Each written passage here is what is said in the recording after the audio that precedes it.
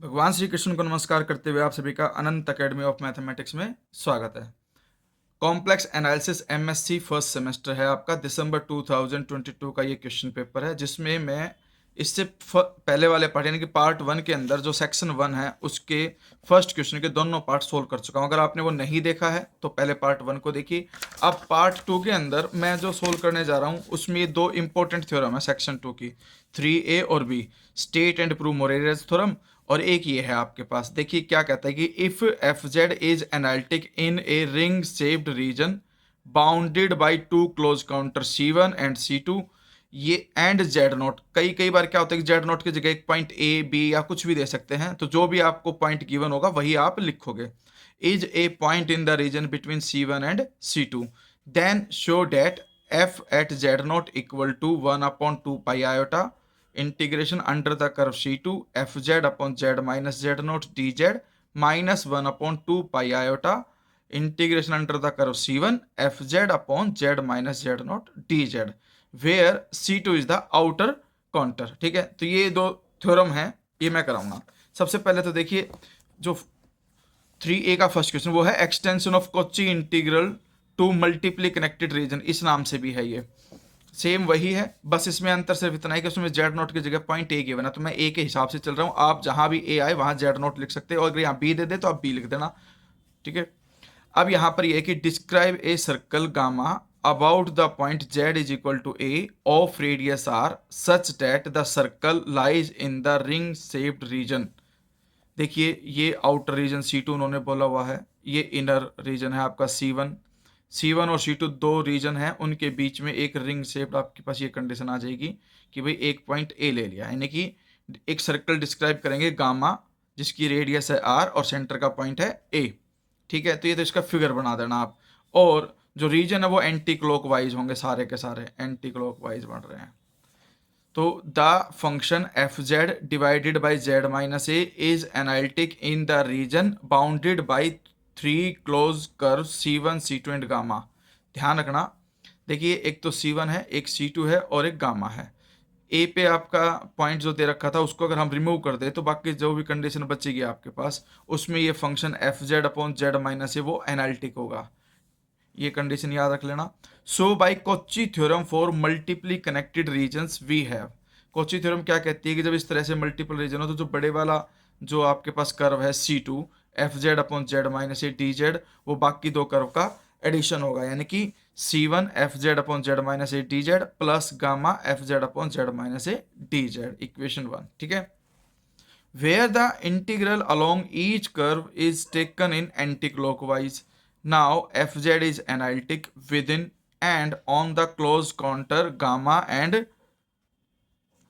a is interior point of gamma. यानी कि ये क्या कहता है, इस लाइन को समझो ध्यान से कि जो एफ जेड है वो एनालिटिक है with in and on the close counter gamma. ठीक है, और जो ए है उसका इंटीरियर पॉइंट है गामा का। So by Kochi integral formula, ये आपके पास फॉर्मूला है। कोची इंटीग्रल फॉर्मूला कहता है कि जो एफ ए आएगा आपका वो इक्वल होगा 1/2 pi iota integration of gamma F Z upon Z minus A D Z. ये कोची इंटीग्रल फॉर्मूला है, ये इक्वेशन आपके पास 2 आ गई। ठीक है, तो यहां से जो 2 पाई आयोटा अगर मैं इधर ले जाऊं तो 2 pi iota into F A equal हो जाएगा integration of F Z divided by Z minus A D Z. ठीक है, इसके बाद हम आगे चलते हैं। अब यूजिंग 1 इन टू देखिए ये एफ ए है इज इक्वल टू में वो तो 1/2 पाई आयोटा तो इसके नीचे चला गया था C2 F Z upon Z minus A D Z minus 1/2 pi iota C1 F Z upon में Z minus A D Z. ये कैसे आया था उसको मैं आपको एक बार समझा देता हूँ। देखिए हमारे पास जो इंटीग्रेशन था C2 F Z upon Z minus A D Z वो इक्वल था C1 F Z upon Z minus A D Z के और plus gamma F Z upon Z minus A D Z.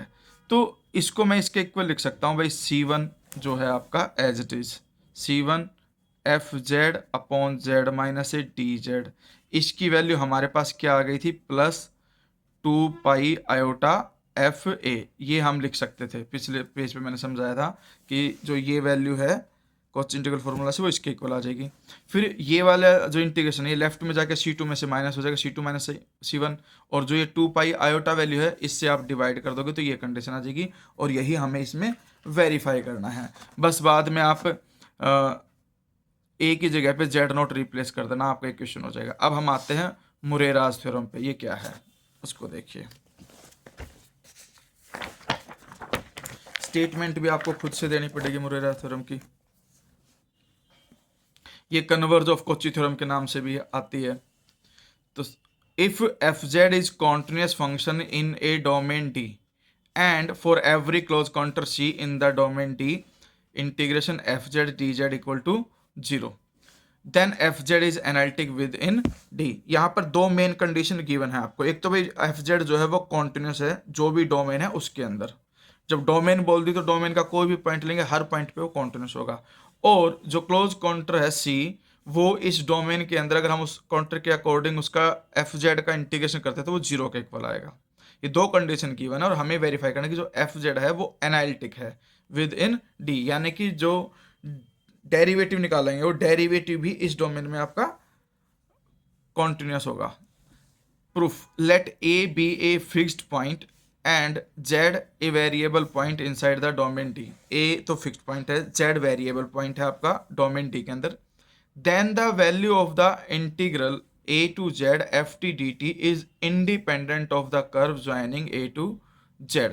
ध्यान रखना कि जो वैल्यू होगी इंटीग्रल की ए से z F T D t वो इंडिपेंडेंट होगी of the curve joining A to z, यानी कि वो किसी पे भी डिपेंड नहीं करेगी। फिर यहाँ पर कंडीशन आ गई f Z is equal to a to Z F T D t and z plus h be any point in D. F z आपने ये ले लिया और जेड प्लस एच को एक पॉइंट ले लिया डोमेन डी का, near the point Z, Z के ही नियर का पॉइंट लिया। देन जेड की जगह पे जेड प्लस रिप्लेस करेंगे तो यहाँ जेड की जगह पे जेड प्लस एच आ जाएगा। उसके बाद इन दोनों को सब्ट्रैक्ट कर दो, F Z plus H minus F Z, तो दोनों इंटीग्रेशन के बीच में सब्ट्रैक्शन हो जाएगा। अब देखिए ये है, अगर मैं इसको पलट दूँ, लिमिट को पलट दूँ, जेड नीचे ले जाऊँ ए ऊपर ले जाऊँ और बीच में लग जाएगा प्लस, क्योंकि हमारे पास ये रूल होता है कि ए से b f x d x है तो वो होता है minus b to a f x d x. तो सेम वे में जो ए से z F T D t है उसे मैं लिख सकता हूँ z to a f T D t, लेकिन यहाँ पर साइन लग जाएगा नेगेटिव का, लेकिन ये ऑलरेडी नेगेटिव था इसलिए क्या हो जाएगा पॉजिटिव। अब जेड से ए और ए से जेड प्लस एच, फिर हमारे पास एक कंडीशन होती है जेड से ए तक गए, ए से जेड प्लस एच तक, तो टोटल लिमिट आपकी हो जाएगी z to Z plus h और एफ टी डी टी, और ये इक्वेशन 1 आ जाएगी। Since the integral in one is path independent, we may suppose the integral is taken along the straight line segment joining z to z plus h। अब देखिए दो point है, दोनों point को जब आप ज्वाइन करोगे तो एक स्ट्रेट लाइन बनेगी, तो इसी तरह से इन्होंने एक कंडीशन लिखी थी। फिर आप कंडीशन करिए, देखिए F Z plus H minus F Z upon H और माइनस में एफ जेड है। F Z plus H minus F Z की तो वैल्यू आपको ये दे रखी है, ये भाई जेड से Z plus H F T D T, ठीक है। अब अपॉन में एच है इसके तो इसलिए 1 अपॉन एच लिखा। अब एफ जेड को ये कैसे लिखा वो मैं आपको समझा देता हूँ कि किस तरह से ये लिखा गया है। देखिए 1 upon H Z to Z plus H F Z D t है, तो डी टी का मतलब with respect to t integration करेंगे। अब यहाँ पर जो एफ जेड है वो फंक्शन है जेड का, इसलिए कांस्टेंट काउंट किया जाएगा, तो ये तो अपॉन में एच आ गया, Z Z plus H D T. अब इसका इंटीग्रेशन कर दो, F Z upon H integration of D T T आ जाएगा, और उसकी लिमिट क्या है जेड से जेड प्लस एच, और ये हो जाएगा आपके पास F Z upon H, upper limit Z plus H, lower limit Z minus हो जाएगी, और जेड से जेड कैंसिल, एच से एच कैंसिल, तो यानी कि जो एफ जेड बचा उसको मैं क्या लिख सकता हूँ 1 अपॉन एच जेड से Z plus H F Z D T लिख सकता हूँ। तो वही यहाँ पर किया गया है, जो एफ जेड है उसको लिखा गया 1 upon H Z to Z plus H F Z D T. अब इन दोनों में से 1 अपॉन एच कॉमन, इंटीग्रेशन भी common, F T minus F Z आ गया, ठीक है। इसके बाद नेक्स्ट स्टेप में देखिए क्या होगा। Since F Z is continuous at Z given है, given epsilon greater than 0, there exist delta greater than 0 such that, continuity की डेफिनेशन लगा दी, F T minus F Z mod less than epsilon whenever T minus Z हो mod less than delta. अब जो हमारे पास question था भाई F Z plus H minus F Z upon H minus F Z, उसका होल मोड लिया which is equal to, इसकी सारे की वैल्यू हमने ये ली थी 1/h integration F T minus F Z D T ली थी। मोड लगने का मतलब एच का मोड अलग, फिर इस होल इंटीग्रेशन का मोड अलग। अब जब मोड इंटीग्रेशन के अंदर जाएगा तो साइन इक्वल के बजाय लेस देन इक्वल लग जाएगा, तो F T minus F Z का मोड हो जाएगा, डी टी का मोड हो जाएगा। इसकी वैल्यू किससे लेस देन है, एप्सिलॉन से लेस देन है, तो इसकी जगह पे तो लिख दो एप्सिलॉन। अब बच गया यहाँ पर वन का इंटीग्रेशन होता है टी में जब लिमिट डालोगे अपर वाली जेड प्लस एच, माइनस में जेड करोगे तो जेड से जेड भी कैंसिल, सिर्फ एच बचेगा, तो वो ये एच आ गया। फिर एच से एच भी कैंसिल होकर के सिर्फ एप्सिलॉन बचेगा। When ever mode of H less than delta, ठीक है, यानी कि टी की जगह पे यहाँ जब हमने रिप्लेस किया Z plus H minus Z, तो वो एच आएगा, एच लेस देन डेल्टा आ जाएगा यहाँ पर। तो इस तरह से जो एप्सिलॉन होता है वो ग्रेटर देन जीरो होता है। इसका मतलब जो लेफ्ट साइड में जो ये वैल्यू है ये इक्वल टू जीरो होगी। इक्वल टू जीरो होते ही एफ जेड राइट साइड में चला जाएगा और ये value F Z plus H minus F Z upon H ये लेफ्ट में रह जाएगा। और h टेंस टू जीरो हम लिमिट लेंगे तो ये डेफिनेशन बनती है एफ डैश जेड की, और वो इक्वल आ जाएगा स्मॉल एफ जेड। ध्यान रखना डिफरेंस जो है इनका, ये कैपिटल एफ है, ये स्मॉल एफ है, तो ये आपको हर जगह पे ध्यान रखना है। जो पीछे हमने कंडीशन ली थी उसमें भी कैपिटल एफ और स्मॉल एफ था। अब हमारे पास हम कोई आर्बिट्रेरी पॉइंट लेके चले थे, उसके हिसाब से कंडीशन आ गई। फिर आप एक कंडीशन लिखोगे, this holds for every point Z belongs to D, thus the derivative of F Z exist at every point Z belongs to D. हर एक पॉइंट के लिए कंडीशन सेटिस्फाई होगी। And consequently F Z is analytic in D, और ये आपका क्या हो जाएगा, analytic in D. But the derivative of an analytic function is analytic. अब जो डेरिवेटिव होता है किसी भी एनालिटिक फंक्शन का वो भी क्या होता है, एनालिटिक। यानी कि अगर एफ जेड आपके पास एनालिटिक है तो एफ डैश जेड भी एनालिटिक होगा। एफ डैश जेड अगर एनालिटिक है तो जो ये स्मॉल एफ जेड है वो भी क्या होगा, एनालिटिक इन डी। और यही हमें वेरीफाई करना था। देखिए हमारे पास जो एफ जेड था वो इक्वल टू क्या था, जेड से Z plus H F T D T था। डेरिवेटिव दोनों तरफ करोगे तो इधर इंटीग्रेशन हट जाएगा, इधर एफ डैश जेड आ जाएगा और ये एफ जेड बन जाएगा, क्योंकि एफ टी का फंक्शन है, उसमें जब लिमिट डालोगे अपर माइनस लोअर करके तो वो एक प्रकार से जेड का ही फंक्शन बन जाएगा। तो ये कंडीशन इस तरह से बनी है, ठीक है। ये आपका एनालिटिक होने का मतलब एफ टी डी टी की इंटीग्रेशन की लिमिट जेड से जेड प्लस एच लेके चलोगे तो वो ही आपका एनालिटिक होगा। यहाँ पर आपकी थ्योरम फिनिश।